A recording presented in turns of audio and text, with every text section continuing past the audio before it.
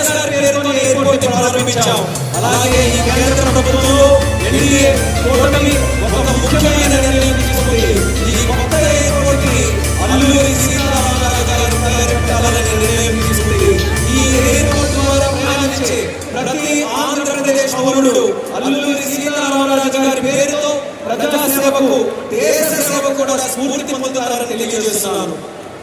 साथियों, बीते 12 ईयर्स में देश के एविएशन सेक्टर में असाधारण प्रगति की। 2014 तक देश में केवल 74 एयरपोर्ट ऑपरेशन थे।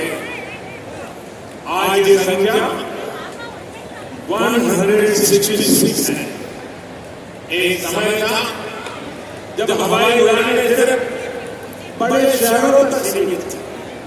एनडीए सरकार में आज छोटे शहर के साधारण लोग भी फ्लाइट से आ जा रहे हैं। మిత్రులారా, గత 12 సంవత్సరాల్లో దేశంలో విమానయాన రంగం ఒక అసాధారణమైన పురోగతిని సాధించింది. 2014 వరకు దేశంలో కేవలం 74 ఎయిర్పోర్ట్లు ఆపరేషనల్గా ఉంటే ఈ రోజు ఆ సంఖ్య పెరిగి 166 ఎయిర్పోర్ట్లకి చేరుకుంది. ఒకప్పుడు విమానాశ్రయాలు, విమాన ప్రయాణాలు పెద్ద నగరానికి పరిమితమయ్యేవి. ఈ రోజు ఎన్డీఏ ప్రభుత్వంలో చిన్న పట్టణాల నుంచి సాధారణ ప్రజలు కూడా విమానాల్లో ప్రయాణిస్తున్నారని తెలియజేస్తున్నాను.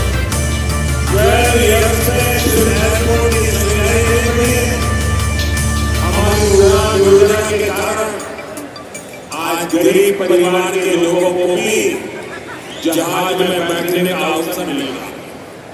इस योजना ने गरीब से गरीब को अपना सपना पूरा करने में मदद की। कुछ दिन पहले सरकार ने उड़ान योजना के दूसरे फेज की शुरुआत की। इस पर भी 29,000 करोड़ रुपए खर्च किए जाएंगे। మిత్రులారా, ఈ 12 సంవత్సరాల్లో కేవలం ఎయిర్పోర్ట్ సంఖ్య మాత్రమే పెరగలేదు. మన ఉడాన్ పథకం వల్ల పేద కుటుంబాలకు చెందిన ప్రజలు కూడా మొదటిసారి విమానంలో ప్రయాణించే అవకాశాలు అందరూ పొందారు. ఈ పథకం అత్యంత పేదవారికి తమ కలలను నిజం చేసుకునే అవకాశం కూడా కల్పించింది. కొద్ది రోజుల క్రితమే కేంద్ర ప్రభుత్వం ఉడాన్ పథకం తాలూకా ఫేజ్ 2 కూడా ప్రారంభించింది. దీని ద్వారా దేశంలో 29,000 కోట్ల రూపాయలు ఖర్చు చేయబోతుందని తెలియజేస్తున్నాను.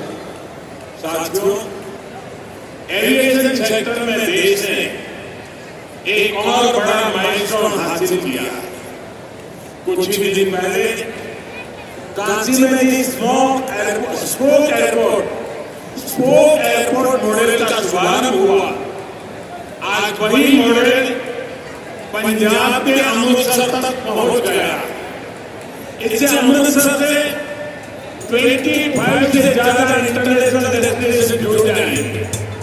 मैं इस उपलब्धि के लिए आंध्र की धरती से पंजाब के लोगों को भी बधाई देता हूं।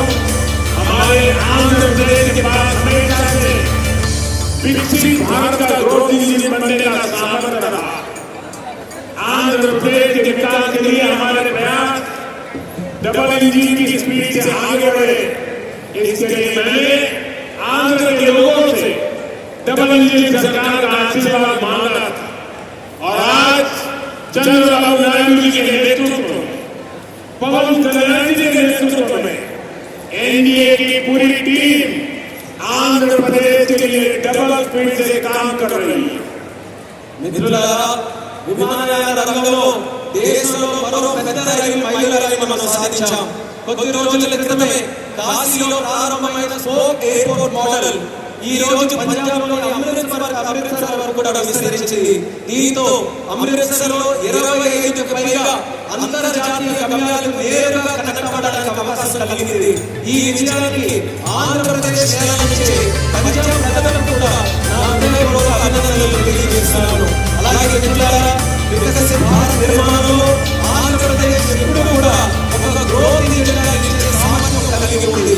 ఆంధ్రప్రదేశ్ అభివృద్ధి కోసం డబుల్ ఇంజిన్ వేగంతో మా ప్రయత్నం ముందుకు సాగాలని నేను ఆంధ్ర రాష్ట్ర ప్రజలకు డబుల్ ఇంజిన్ ప్రభుత్వం కోసం ఆశీర్వాదాన్ని నేను కోరాను. ఈ రోజు చంద్రబాబు నాయుడు గారి నాయకత్వంలో, పవన్ కళ్యాణ్ గారి నాయకత్వంలో ఎన్డీఏ టీం మొత్తం ఆంధ్రప్రదేశ్ అభివృద్ధి కోసం డబుల్ వేగంతో పనిచేస్తున్న గర్వంగా తెలియజేస్తున్నాను. साथियों, आज देश ब्लू इकोनॉमी को लगातार मजबूत कर रहा है। हमारा विजन है कि पूरा क्षेत्र कोस्टल इकोनॉमिक कॉरिडोर के रूप में विकसित। इसी लक्ष्य के साथ विशाखापट्टनम से कृष्णापट्टनम तक हमारे पुराने पोर्ट को आधुनिक रूप दिया जा रहा है। इसके अलावा मुलापेटा और रामायपट्टनम में हम नए पोर्ट भी बना रहे हैं। మిత్రులారా, ఈ రోజు దేశం బ్లూ ఎకానమీని నిరంతరం బలోపేతం చేస్తుంది. మా మిషన్ ఈ మొత్తం ప్రాంతాన్ని ఒక కోస్టల్ ఎకనామిక్ కారిడార్ గా అభివృద్ధి చేయడం. ఈ లక్ష్యంతో విశాఖపట్నం నుంచి కృష్ణపట్నం వరకు మన పాత పోర్ట్స్ అన్నింటినీ కూడా ఆధునీకరిస్తున్నాం. అదే సమయంలో మూలపేట మరియు రామాయపట్నంలో కొత్త పోర్ట్స్ కూడా మనం నిర్మించబోతున్నాం.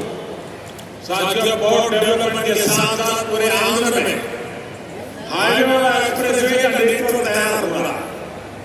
विशाखापट्टनम रायपुर एक्सप्रेसवे जैसे प्रोजेक्ट इस पूरे क्षेत्र को रफ्तार दे रहे हैं। మిత్రులారా, పోర్టుల అభివృద్ధితో పాటు ఆంధ్రప్రదేశ్ మొత్తం హైవేస్ ఎక్స్ప్రెస్వేస్ నెట్వర్క్ ని విస్తృతంగా పెంచుకుంటూ పోతుంది. విశాఖపట్నం రాయపూర్ ఎక్స్ప్రెస్ వే వంటి ప్రాజెక్టులు ఈ ప్రాంతానికి సరికొత్త వేగాన్ని అందిస్తున్నాయి.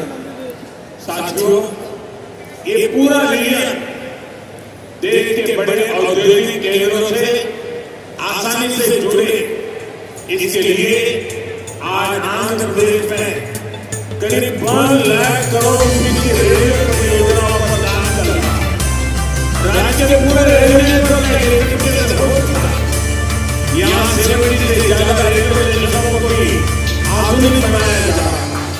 మిత్రులారా, ఈ ప్రాంతం మొత్తం దేశంలోని ప్రధాన పారిశ్రామిక కేంద్రాలతో మరింత సులభంగా అనుసంధానం అవ్వడానికి ఈ రోజు ఆంధ్రప్రదేశ్ లో దాదాపు 1,00,000 కోట్ల రూపాయల విలువైన రైల్వే ప్రాజెక్ట్స్ పనులు కూడా జరుగుతున్నాయి. రాష్ట్రంలో రైల్వే నెట్వర్క్ అంతా ఇప్పటికీ పూర్తిగా ఎలక్ట్రిఫికేషన్ అయింది. అదే విధంగా 70కి పైగా రైల్వే స్టేషన్లు కూడా ఆధునీకరిస్తున్నాం. साथियों, आज इस क्षेत्र के विकास में पीएम गति शक्ति नेशनल मास्टर प्लान भी बड़ी भूमिका निभा रहा है। पीएम गति शक्ति के माध्यम से इस पूरे क्षेत्र में रेल, पोर्ट और एयरपोर्ट एक साथ जोड़ा जा रहा है। जब यहाँ आधुनिक लॉजिस्टिक नेटवर्क तैयार हो जाएगा तो उद्योगों को बेहतर कनेक्टिविटी मिलेगी, किसानों को फायदा होगा और ईज ऑफ डूइंग बिजनेस भी बढ़ेगा। మిత్రులారా, ఈ ప్రాంత అభివృద్ధితో పీఎం గతి శక్తి నేషనల్ మాస్టర్ ప్లాన్ కూడా కీలక పాత్ర పోషిస్తుంది. పీఎం గతి శక్తి ద్వారా రైలు కానీ, పోర్ట్ కానీ, ఎయిర్పోర్ట్ కానీ ఒక సమగ్ర నెట్వర్క్ గా అనుసంధానం చేస్తున్నాం. ఈ ఆధునిక లాజిస్టిక్స్ నెట్వర్క్ పూర్తయిన తర్వాత పరిశ్రమలకు మరింత మెరుగైన కనెక్టివిటీ లభిస్తుంది, రైతులకు ప్రయోజనం చేకూరుతుంది, అలాగే ఈజ్ ఆఫ్ డూయింగ్ బిజినెస్ కూడా మరింత పెరుగుతుంది. साथियों, आंध्र प्रदेश हमेशा भविष्य की सोच रखने वाला प्रदेश रहा। सॉफ्टवेयर, आईटी और टेक सेक्टर में आंध्र के युवाओं ने पूरी दुनिया में अपना डंका बजाया है और इसलिए सरकार यहाँ के टैलेंट आंध्र प्रदेश की डेवलपमेंट पावर से जोड़ना चाहती है। మిత్రులారా, ఆంధ్రప్రదేశ్ ఎప్పటి నుంచో భవిష్యత్తును దృష్టిలో పెట్టుకొని ముందుకు సాగే రాష్ట్రం. సాఫ్ట్వేర్ కానీ, ఐటీ కానీ, టెక్ రంగాల్లో కానీ ఆంధ్రప్రదేశ్ యువత ప్రపంచవ్యాప్తంగా తన ప్రతిభను చాటుతున్నారు. అందుకే యువత ప్రతిభను ఆంధ్రప్రదేశ్ అభివృద్ధి శక్తితో అనుసంధానం చేయాలని ప్రభుత్వం కోరుకుంటుంది. हमारे टैलेंटेड युवाओं की प्रतिभा का लाभ आंध्र प्रदेश और देश को ज्यादा से ज्यादा मिले, ये बहुत आवश्यक है। इसके लिए हमारा फोकस अब सेमीकंडक्टर जैसी फ्यूचरिस्टिक इंडस्ट्री पर है। विशाखापट्टनम में नए सेमीकंडक्टर प्लांट का शिलान्यास इसी दिशा में एक बहुत बड़ा कदम है। మన ప్రతిభావంతులైన యువత సామర్థ్యం ఆంధ్రప్రదేశ్ కాకుండా దేశానికి మరింత ఉపయోగపడాలి. అందుకే ఇప్పుడు మా దృష్టి సెమీకండక్టర్ ఫ్యూచరిస్టిక్ టెక్నికల్ ఇండస్ట్రీస్ పై ఉంది. విశాఖపట్నంలో కొత్త సెమీకండక్టర్ ప్లాంట్ శంకుస్థాపన ఆ దిశగా ఒక గొప్ప అడుగుగా నేను భావిస్తున్నాను.